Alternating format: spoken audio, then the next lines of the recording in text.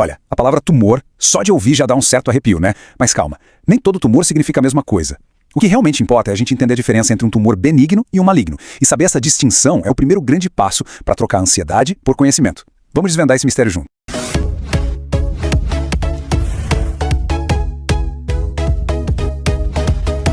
E aí vem aquela pergunta que todo mundo se faz, né? Tumor é sempre câncer? A resposta curta e que já dá para respirar um pouco mais aliviado é não.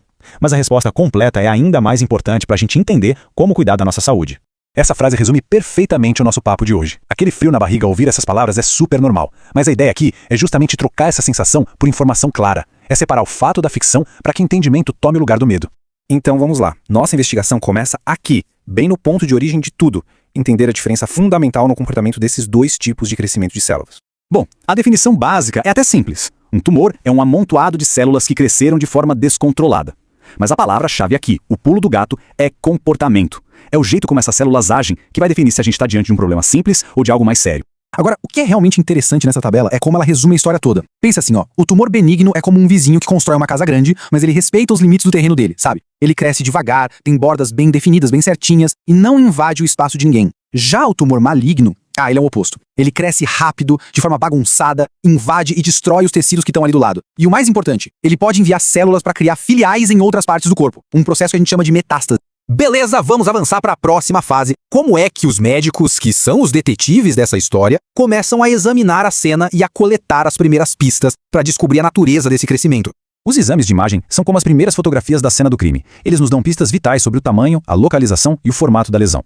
Uma ultrassonografia, por exemplo, já consegue dizer se um nódulo é sólido ou se tem líquido dentro. Uma tomografia mostra a relação do tumor com os órgãos vizinhos. E a ressonância magnética dá uma visão super detalhada, especialmente de tecidos moles. Mas, sozinhos, eles não fecham o caso. Além das imagens, exames de sangue podem procurar os chamados marcadores tumorais.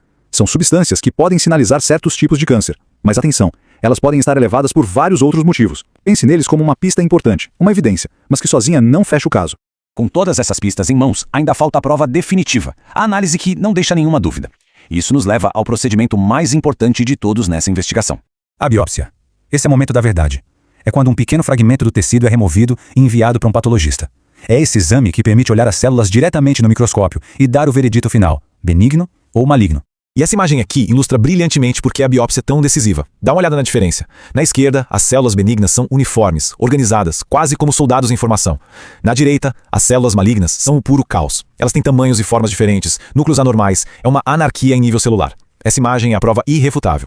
Esse fluxograma mostra a história de origem de um tumor maligno. Tudo começa com uma célula normal que sofre uma agressão, seja por um agente químico, radiação ou até um vírus. Isso pode causar uma mutação no DNA dela. Se o corpo não consegue reparar esse dano, a célula pode começar a se multiplicar sem controle, passando por vários estágios até finalmente formar um tumor. E aqui está a característica que define o câncer e o torna tão perigoso: a metástase. Esse diagrama mostra direitinho como uma célula do tumor primário pode se desprender, invadir um vaso sanguíneo ou linfático, viajar pelo corpo e se estabelecer em um novo órgão, como o pulmão ou o fígado, formando um novo tumor. Essa capacidade de se espalhar que torna o tratamento tão desafiador. Então, vamos para o veredito. Uma vez que o diagnóstico é confirmado pela biópsia, o caminho a seguir se divide em duas direções muito distintas.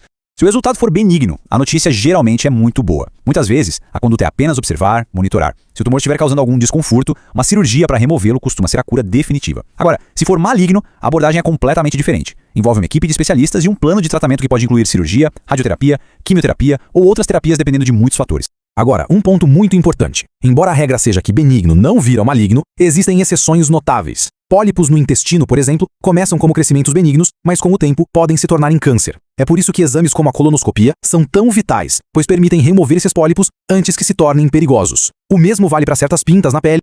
Então, a mensagem principal é clara. A detecção precoce é a ferramenta mais poderosa que a gente tem.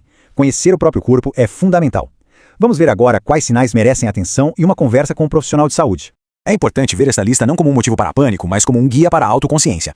Um caroço novo, uma ferida que não cicatriza, uma pinta que muda de aparência, perda de peso sem explicação, qualquer alteração persistente no corpo é um sinal para procurar um profissional. Não para tirar conclusões precipitadas, mas para iniciar uma investigação qualificada. E para terminar, fica a reflexão.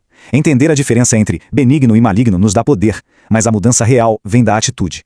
Observar o próprio corpo e agir ao primeiro sinal de alerta é a atitude mais importante que se pode ter. Então fica a pergunta: a qual sinal de saúde vale a pena prestar mais atenção a partir de hoje?